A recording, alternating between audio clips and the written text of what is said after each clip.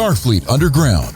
Every week, we'll take a look at the latest Star Trek news and then check out a current or classic episode of Star Trek. Hey, shouldn't we be at the Vegas convention by now? Thanks, COVID. We're looking forward to 23 weeks of new Trek. Linus scores big at the Auto-antonym game. Reno talks to Hugh about second chances. Time crystals give Pike a glimpse into his future. And Burnham almost gets controlled by control.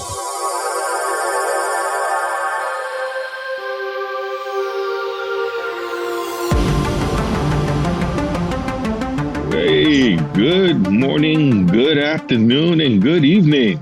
This is Starfleet Underground, and I'm your captain for this episode. Thanks, everybody, for joining us again. If you don't know me by now, you can. You could always check our bios on our links, and you'll get all our little backstories, as well as to see what we look like. And as much as he didn't want to, we made Patrick put clothes on for the picture. So, hey, I like the Betazoid tradition of being naked at a wedding, okay? Sorry.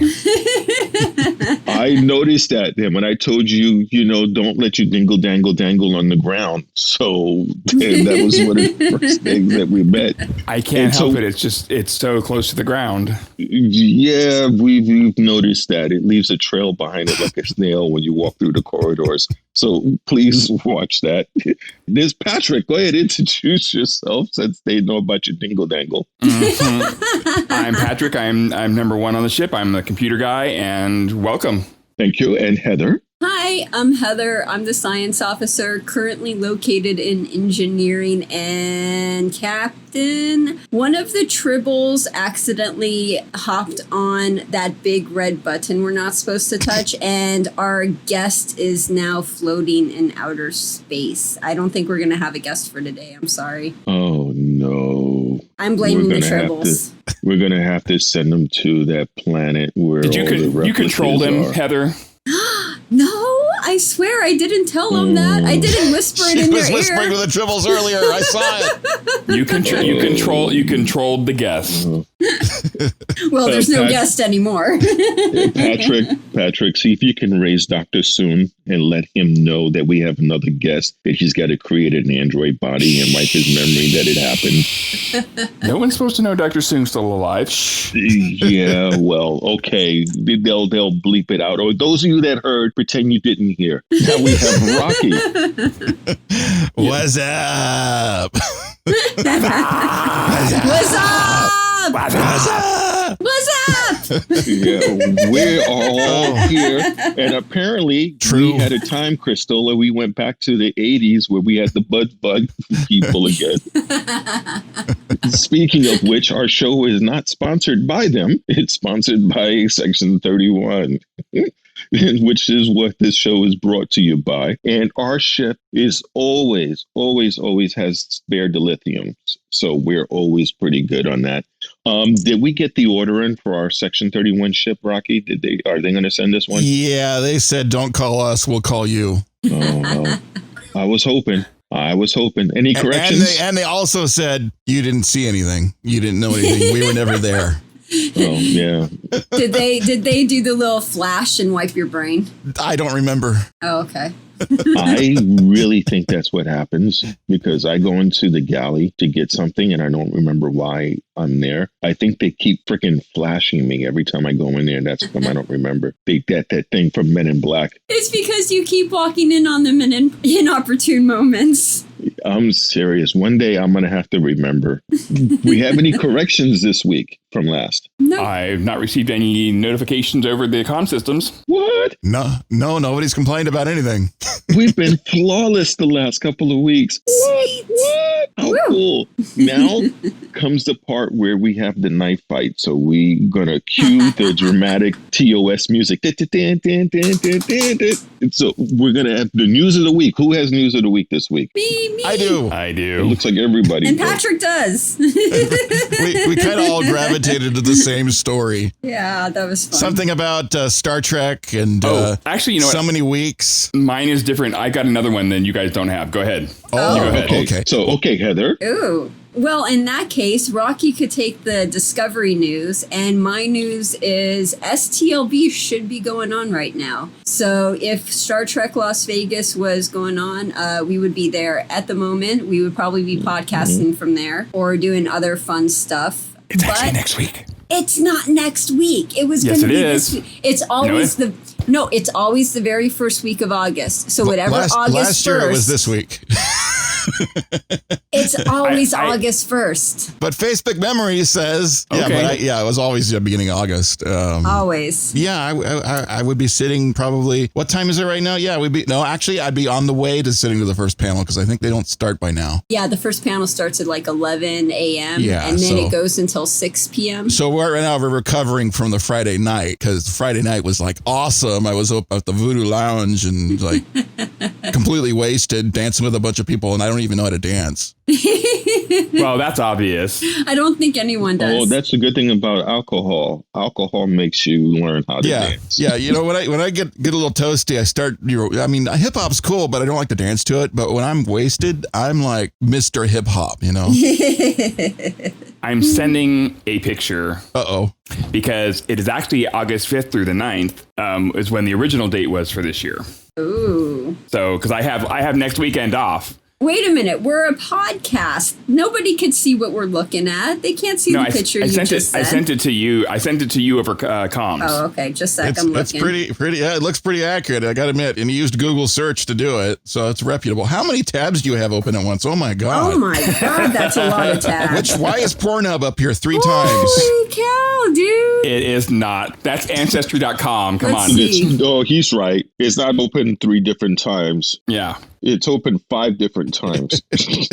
Wow, I'm just amazed at all the tabs you have open. Well, that's just on that browser. That's just on Chrome. On Edge, I've got a whole bunch of others. On Firefox, I've got different ones. I rock 2 browsers at once. I got Chrome and Firefox. Yeah. What is this tab over here? How to create an opening in your Tribbles safely for your installation? What the hell are you researching? I am not researching that. And not only that, he has 8 different tabs from that website open on top of that. Not just one tab, 8 tabs from that. So we're going to have to talk about that off show. You found something really interesting right there. Anyway, let's get back to the show. How about, I heard there was going to be 23 consecutive weeks of Star Trek. Yes, 23 weeks starting 23 weeks. That was the big number. Next week on the 6th. Nice. Yeah, yes. they're going to roll through Lower Decks, and then right after Lower Decks, kick it right into season 3 of Discovery. Woo! I'm That's excited. It's going to be cool. And Rocky, what date does Discovery season 3 start? October 15th. Oh, yeah. I like that. Nice. So my Star Trek news is that for the Emmy nominations, Star Trek Picard received 5 Emmy nominations, and Star Trek Short Treks also received an Emmy nomination. Short Treks also got one. That's awesome. Yeah. And it hasn't even aired yet. Look at that. This is definitely... Short Treks. Short Treks. I know. Short Treks. Why did I think the other Trek? Oh, my God. Heather, did you do something to this coffee again? I wasn't going to say anything, but I tried something new. It's just your old captain. That's it. I am an old captain, so hush. with a couple of drug additives added to him. Right. Via coffee. Added to him or to his coffee? Well, via coffee. Great. That's all I need is to walk around and have tingles, and Patrick and I will have Dingle Dangle dragging contests. I wanted you to have a good day. It's going to be. Now it is. We're the friendliest ship in the Delta Quadrant because our captain's always meeting new people. He's very friendly. He's going through the Valley of Shadows and meeting new people. Yeah. Our Tribble Welcome Squad helps. Yes. Now, isn't the Valley of Shadows, isn't that something that you say right before you die? It's like a religious thing. Yeah, I walk through the valley shadow of death. I am the baddest motherfucker in the valley, is I thought what the phrase was. The thing. Yep. So is that what they were talking about with that? With the title of this? It was about not to be fearful Wait, the title of what? Hold on. What do we? Oh, yeah, the Valley. Yeah, the Valley of it's Shadows. Actually the Valley of Shadows. Okay. History-wise, here we go. There was an area over in the Middle East that was called the Valley of Shadows because the mountains were so high that no matter where the sun was, you still had a lot of shadows. And because of it, bandits and brigands would hide amongst the rocks and the crevices, and any caravan or people that were going through, they would get attacked and possibly killed and robbed. So whenever you went through the Valley of Shadows, it was a bad situation and you were extremely fearful of the outcome. Which is what we were experiencing with this episode, with Discovery being fearful of control, lurking in the shadows, not knowing where they were. That's why in the Bible, or you hear people go, yea, even though I walk through the valley of the shadows of death, I fear no evil. So that's basically what that comes from. Okay. Speaking of which, if we're done with the news, I'll give a recap. Through the Valley of the Shadows, it's the fourth signal leads Discovery to a world where Pike is forced to make a life-changing choice. Spock and Burnham investigated Section 31 ship that apparently had gone rogue, leading to a discovery of catastrophic consequences. It was a really good episode. I mean, it started off really good as well. It's just, I enjoyed it. I sat there with my mouth agape the whole time. And I like the way it starts with a familiar touch with mom comes to check on her daughter. And it shows a mother's love, even an adopted mom, really loves her daughter. It also displayed the human side of Spock because he's the one who let their mother know that Michael was in mourning and, what had happened. Yeah. So good pickup. Yeah, that's right. And just to be clear, in case this wasn't already clear, that's Spock's biological mother, right? So that's the half human. That is correct. Okay. Yes, Amanda. So that's his. Okay. So it's her adopted mom, his real mom. Got it. That's correct. That was for me alone. Sorry. She looks really good for her age, too. So how old is she? Nobody knows. Well, I'm sure somebody does. There's an email. I'm sure there's an email being typed right now. Rocky doesn't know how old she is, and I'm going to get that email. It's constant Star Trek knowledge how old Spock's mom must be, right? It's got to be on a website somewhere. It may be out there. So, somebody will let us know. Well, it's nice, too. In this episode, we still are discovering the relationship between Burnham and Spock, and it continues to develop and grow. And, it still has bumps in the roads, but they still continue to mend the fences, as it were. I do love their relationship because it does have that brother-sister relationship going, but you can see that they both care, and that's incredibly important. And it also has hysterical moments you look at, because when you have a sibling that's like, I'm coming with you, and that's just it. It's like, you're not coming with me. Yeah, I am. I'm already seated in. Let's go. They did a really great job writing the brother-sister relationship between the two. It was really, they did just really good with that. And I don't think we've ever seen that in any Star Trek episode or season or series or anything like that brother-sister type of relationship where they bicker back. No. We've never seen that, right? Well, there's only been mother-son with, Dr. Crusher and Wesley, but we haven't had any brother-sister. No, and father-son with Spock and Sarah. Right, and father-son with Avery and I'm blanking his son's name. Jake. And Worf and Alexander. Yep. And Alexander. Yeah, it's usually a parent-child relationship. It's not a sibling relationship. Right, so you don't get that bickering. So it's interesting to see that covered. Yeah. No, the closest we ever gotten to something like that, and it was only mentioned in passing, is that Kirk had a brother. And the brother was dead on arrival when he got to the planet, where you had those jelly bean things that flew and attacked people's back. Oh, wow. I remember that one. Yeah. So that was a while back. Okay. Well, you're jumping a couple centuries back. Yeah. All right. Yeah, but on the one character flaw that we've seen that Spock even pointed out in the show is that Burnham takes everything to be on her. She's the type of person that if you knock the coffee over, she says, it's my fault. It was on the edge of the table. She does have a savior complex. Yeah, but I loved how her mother, Amanda, knew the right thing to say. I mean, she's like, I lost her. And she goes, no, you found her. Yeah. And you're going to find her again. I mean, that's the positive thinking I love. I love the aspect of not, getting swallowed up by the whole situation. It's like, nope, we're just going to take this in stride and keep going. Yeah, and even though Michael doesn't have her biological mother there to help her, at least she has her adopted mother who's acting like an actual real mother, there to help her and give her guidance and everything. Yeah, seriously. Yeah, she is stronger with her family than without, I think. And of course, mom leads her with a solid advice. She tells them, take care of each other. Yeah. So she's really lucky. She's in essence got 3 moms. She's got Amanda, she's got her biological mom, and she's got Giorgio. Yeah. I was going to say true. Spock. I can't Spock's picture like, Spock. trying to be my mother, I can't picture Spock in an apron making cookies. Well, that's true. That would, I bet there's a website. There's probably a website. Oh, no doubt.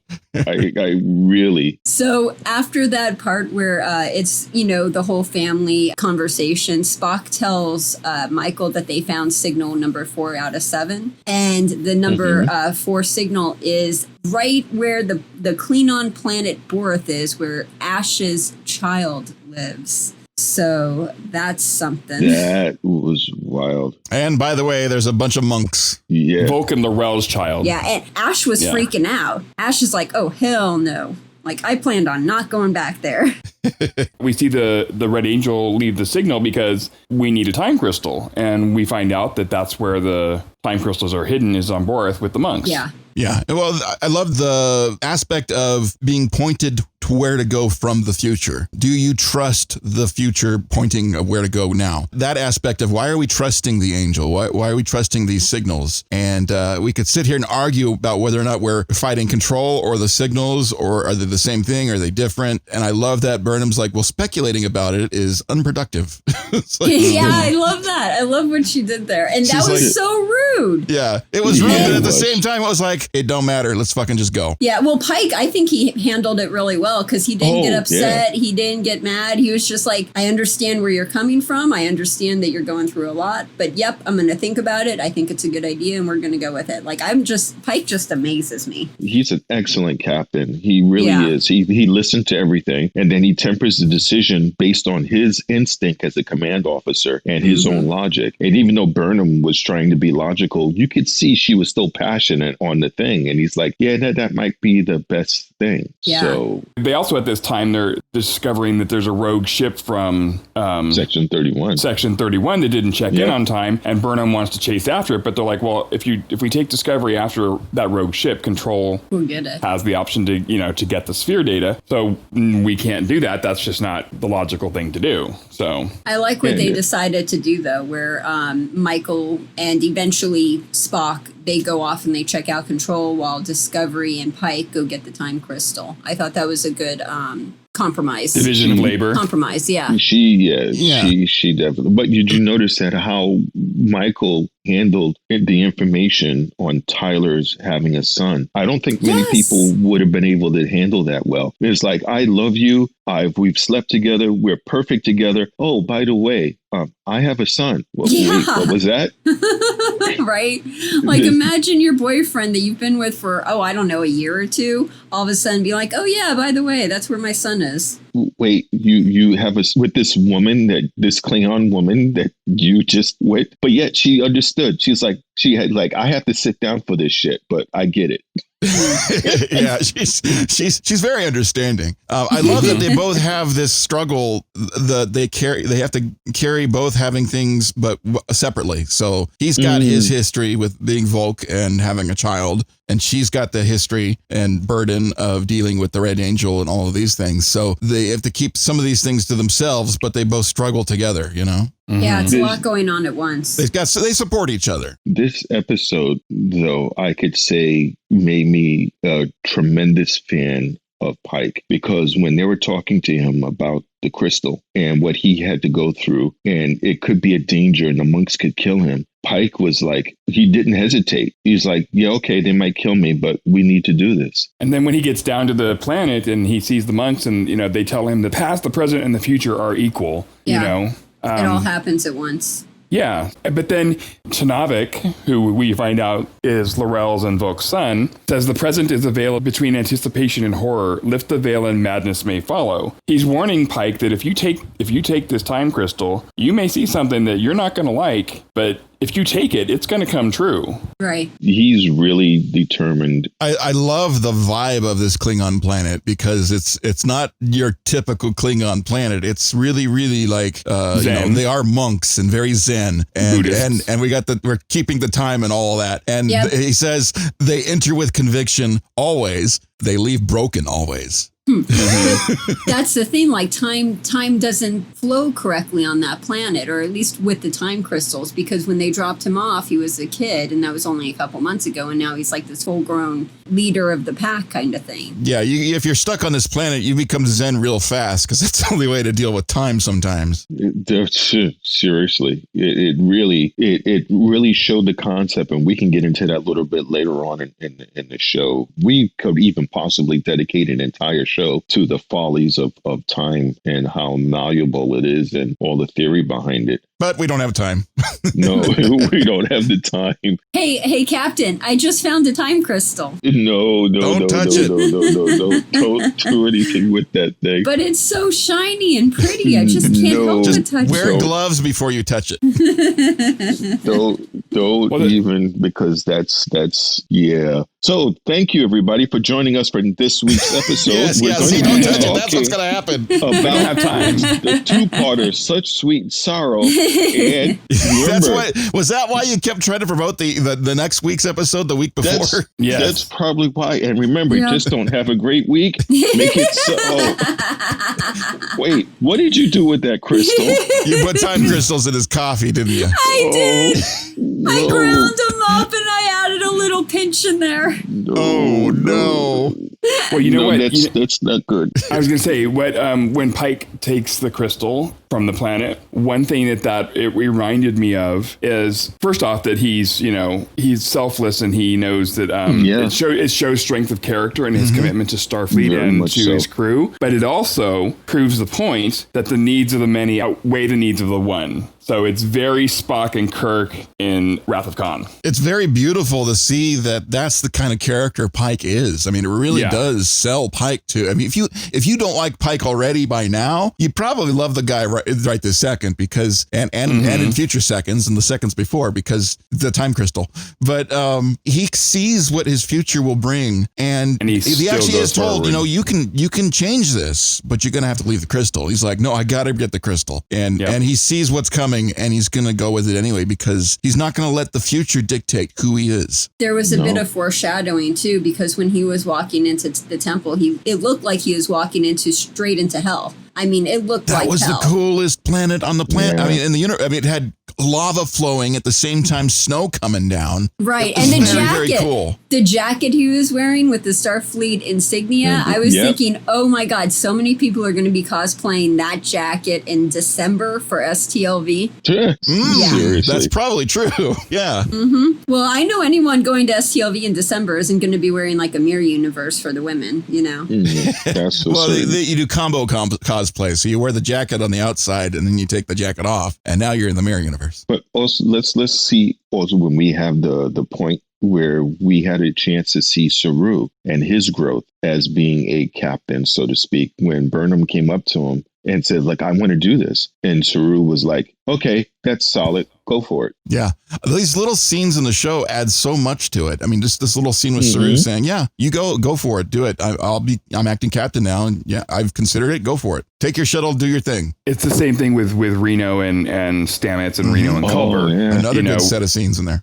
Where Reno says, he's a new person. Yeah, and she says to Culber, I'm an engineer, not a poet, which obviously is a tip to Dr. McCoy, but she's giving him the opening, the way through to say, hey, you have a second chance here. That was powerful. So these little moments between the crew just give you so much character. It really was. Yeah, and the scene where where we had Linus at the table and they're playing the auto-antonym game. That was cool. Yeah, that was awesome. Talk about a nerdy game to play. Oh, that was so freaking awesome watching you humans. I was hatched ready. I was hatched. You humans. He did a mic drop. The alien did a freaking mic drop. Did you see that? Yeah, it's like oversight. Choke on. I think that was a bamboo drop, though. The bamboo, because he was eating bamboo. That was really cool. And I liked it. Okay, you're going to have to figure out how to do the time crystal. So double down on the espresso. Yeah. I mean, I love her. Oh, yeah. I love her attitude. She's so badass. She's such a rough but awesome way. And then you find out that she was married and that she lost her wife in the Klingon Wars, So that gives you more depth and more background to her character, Yeah. It really did. And the pain of longing, you can see Stamets is looking at you. It's like, I feel for him. And it's like, oh my God, I want him back so bad. Mm-hmm. Yeah. And the engineer woman saw that. And that's why later on in the episode, she goes to Hugh, I have a hangnail. And he's looking at her like, what? No, really, I need to talk with you. But, This is the pretense. I love that he just goes, this is with her and just like, ow. Yeah. It's like, you had to do that so roughly. I got a medical emergency. It's a hangnail. It's like, but it's really painful. It really hurts. Hey, hangnails can be a bitch, man. But, when Burnham and them get there, first off, Spock decides he's not going anywhere without, his sister's not going without him. He's just going to go. But when the shuttle gets there again with the frozen bodies hitting the windshield, it's like, oh. And then the one guy happened to be alive. When I first saw this episode, the one guy they beam aboard, I said, dude, you're fucking suspect. I'm sorry. I was like, no, don't open the shield. They open the face shield. No. Well, that's what kind of confused me a little bit. Is like, I was surprised that they weren't more cautious about bringing him on board when, they know that Control has, invaded Section 31. Hold on a second, guys. We just heard it.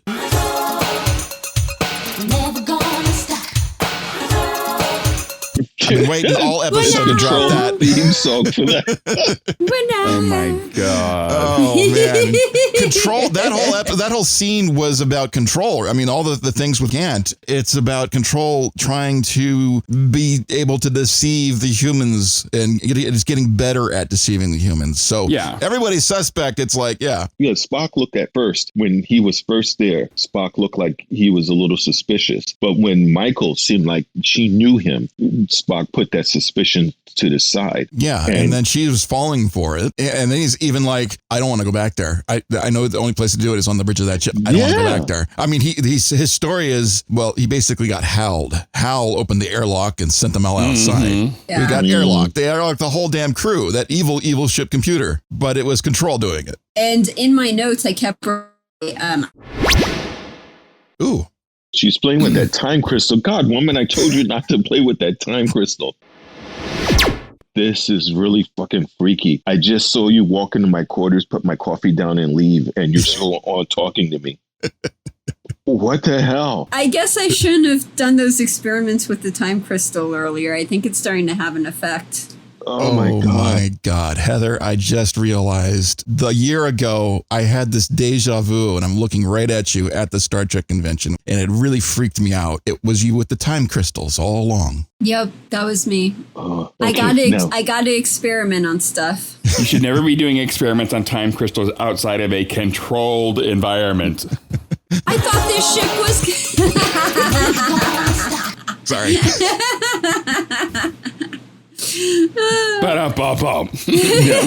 Before we jump ahead in the episode, well, this is the part before we go in all over the places where Pike gets a chance to see what's going to happen to himself. He sees the explosion. He sees himself saving the crew. And then he meets his future chair self with the melty face and screams. Now, and I love the fact that he gave his mantra. It's the same thing we do in the service. The same thing what a lot of people do. He repeated to himself, you are a Starfleet captain. Service, sacrifice, compassion, love. I will not abandon who I am. Now, put yourself in that place. And I want to ask this. This is a little off topic in a way, but still on topic. Could you do that? Could you live your life knowing how it's going to wind up? Yeah. Would you want to know your future? Would you want to know that? Talk about a spoiler alert. And how could you act normal after that? Would you want to know how you're going to possibly die? That's a big one that a lot of people answer.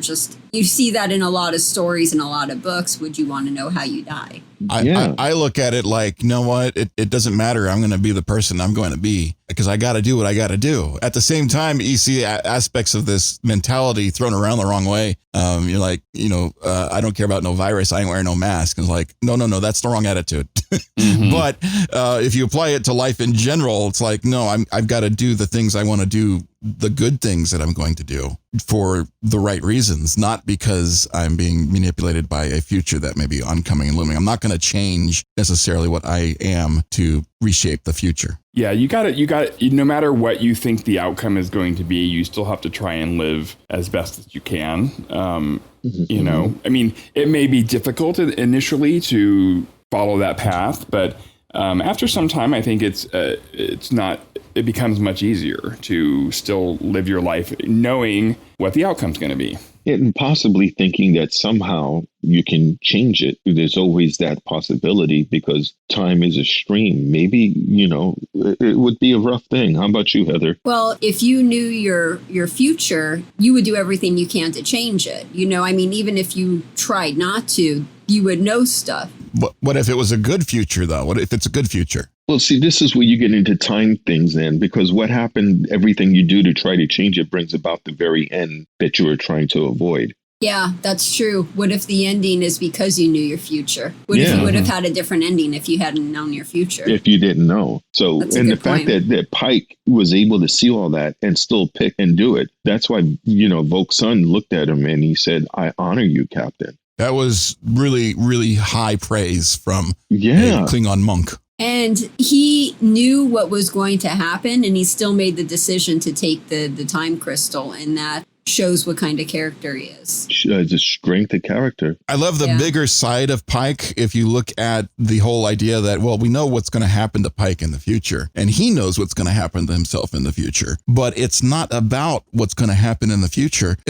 When you see the promos coming out for the I don't know what they're going to call the Pike series, but the Pike series, it's about the undiscovered. Strange New Worlds. Thank you. My brain completely deleted that for a second. Strange New Worlds. It's about exploring strange new worlds, the unknown, something he does not know. He knows what the end point might be, but he doesn't know how he's going to get there. So he's going to be all excited about exploring strange new worlds. I think that's awesome. I felt sort of bad for Pike because time crystal. Yep. I wonder about that. That's time what crystal. Happens, man. Wow. Oh my God. She's in my quarters again. Was she wearing clothes? Is that the same coffee? No, she's taking the coffee back.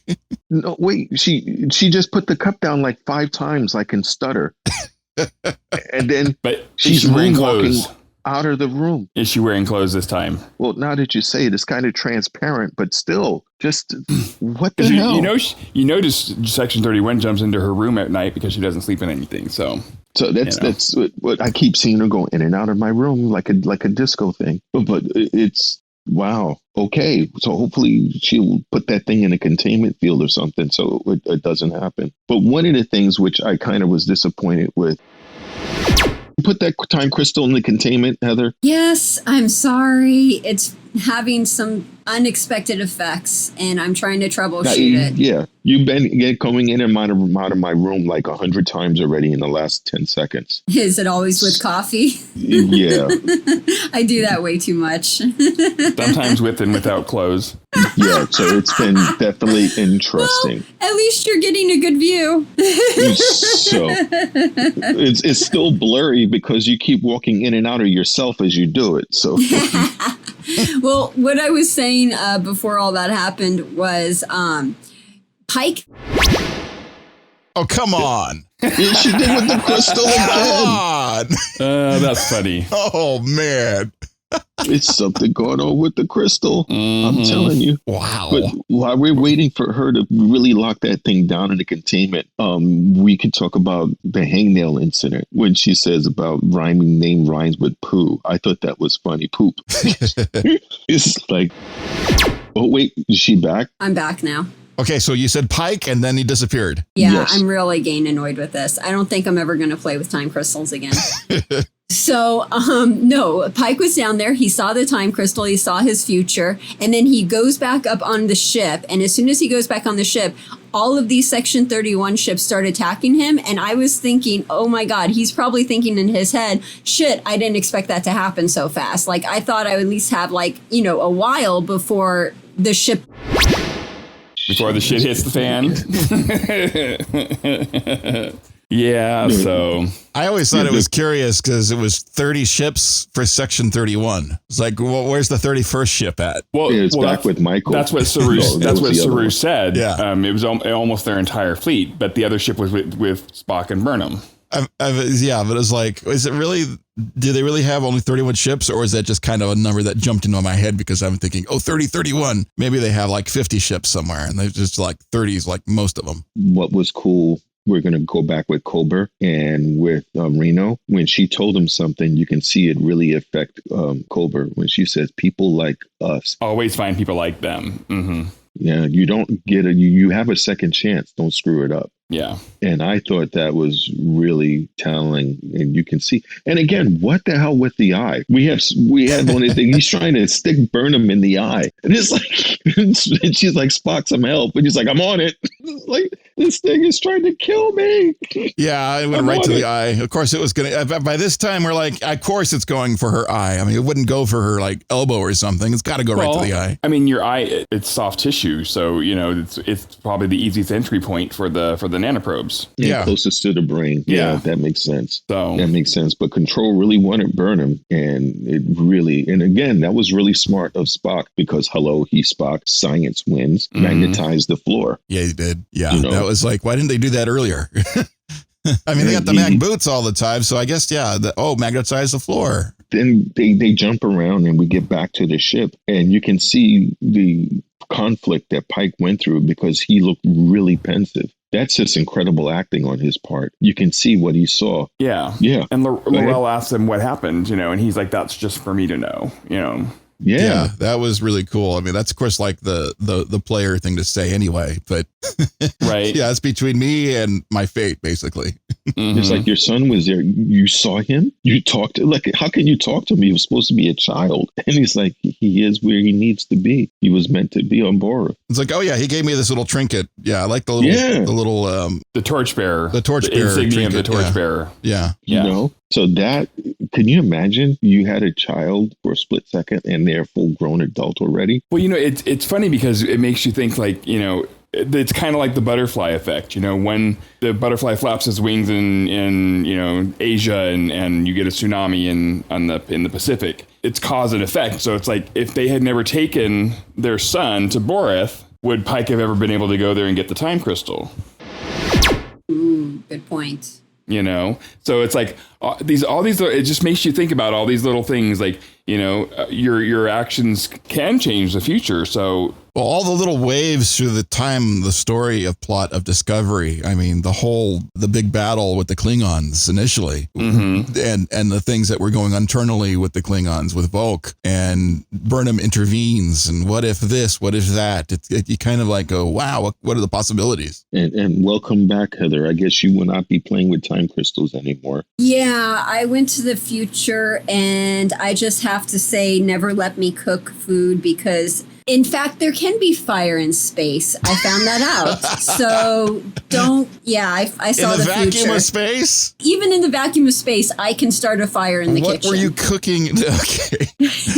I mean, didn't we just determine before that you shouldn't be cooking? I mean, well, I guess. Are we in a time loop or something? You have to put a tracker on me or something, because I guess I was sleepwalking. And sleep cooking. Yeah, sleepwalking and cooking. Okay, before we jumped around just a little bit, but you had a point you were trying to make about Pike, and every time you said his name, you disappeared. So what was the point you were getting ready to make about Pike? Section 31 didn't want me to say it. So what I was trying to say was Pike went down, he touched the crystal, he saw, him basically going in the wheelchair and being burned. And then as soon as he takes the crystal back up to the ship, all of Section 31 comes and attacks him with all of their ships. And I bet he was thinking, oh shit, I didn't think that would happen that fast. Like, I thought I would have a little bit of time before that happened. The look on his face, though, when Michael was saying that, look, there's only one option we have. To blow up the ship. There's like 30 ships were surrounded. There's like, we're going to evacuate Discovery. We're going to destroy the ship. And what a friggin' cliffhanger. Yeah. Yes. I mean, oh my God, you leave on that point? We could destroy the ship. It's like, Galaxy Quest, launch the Omega 13.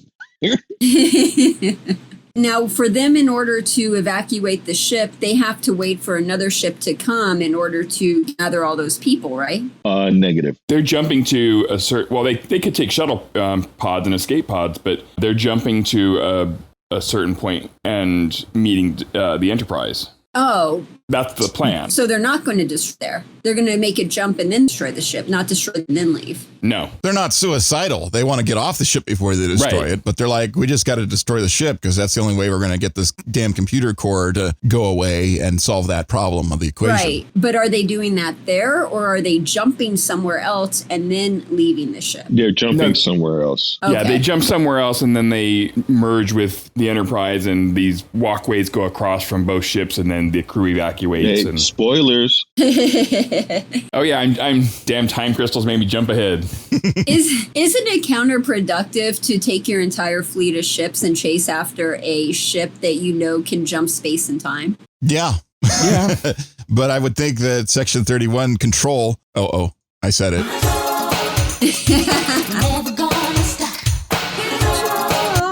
See, she said it's never going to stop. I mean, that's basically what it is. So at some point you can jump all over the place. You can keep jumping and jumping, but can you jump and keep jumping until the point where they can't catch you? At some point, control is going to catch you. Something about the spore drive is going to break down, or something about, it's Stamets powered. Stamets might have to take a nap at some point and be too tired to go jump. So, what are you going to do? So control is going to catch you one way or another. It's just a matter of time. Time. Well, this is victory through overwhelming firepower. That works too. And that's what they're attempting to do, but it really, what a cliffhanger. I can see why our resident computer expert and ambassador jumped ahead to next week's episode already, because it really, it inspires you to want to see the whole thing. But it was a good episode. Okay.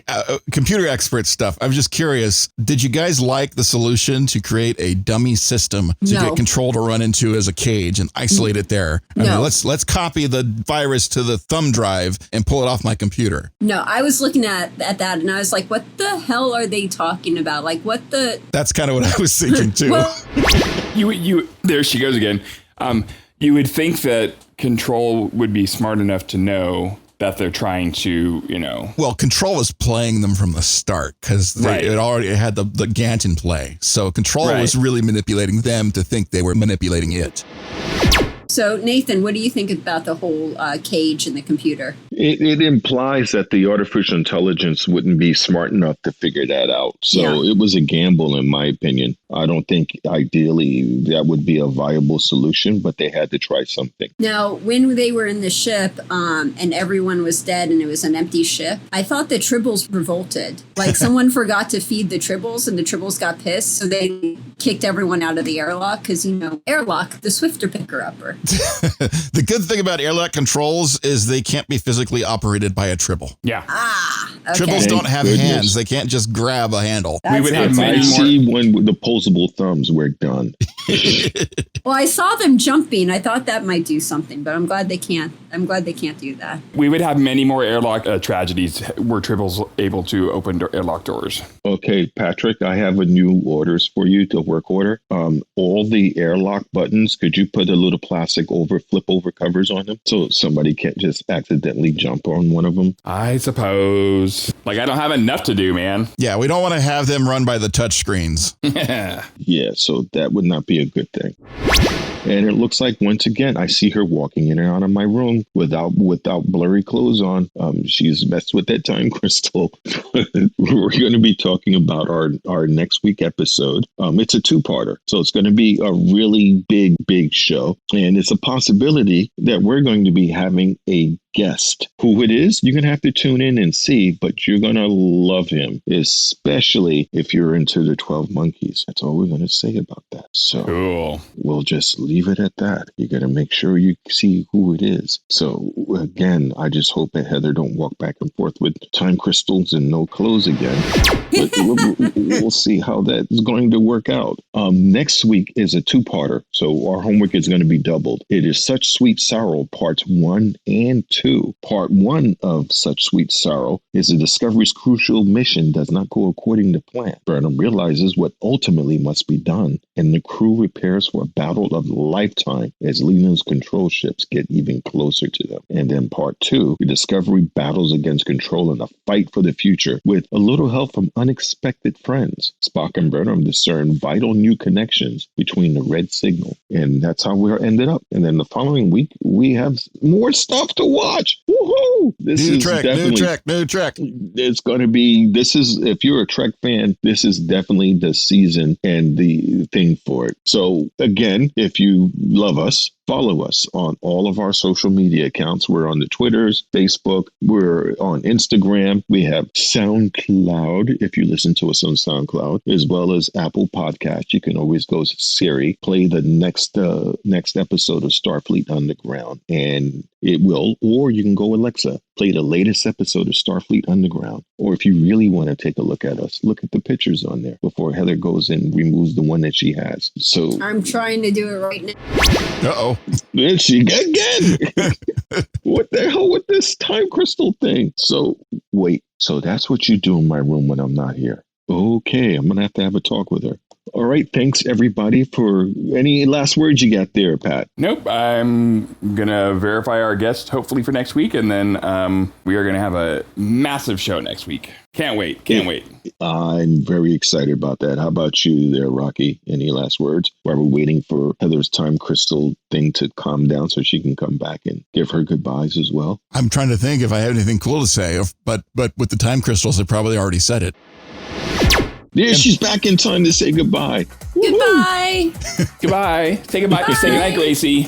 Goodbye. Sweet dreams. Dun, dun, dun, dun, dun, dun. Thank you, everybody, for joining us and listening. And thank you for being family and a part of our crew. Remember, just don't have a great week. Make it so.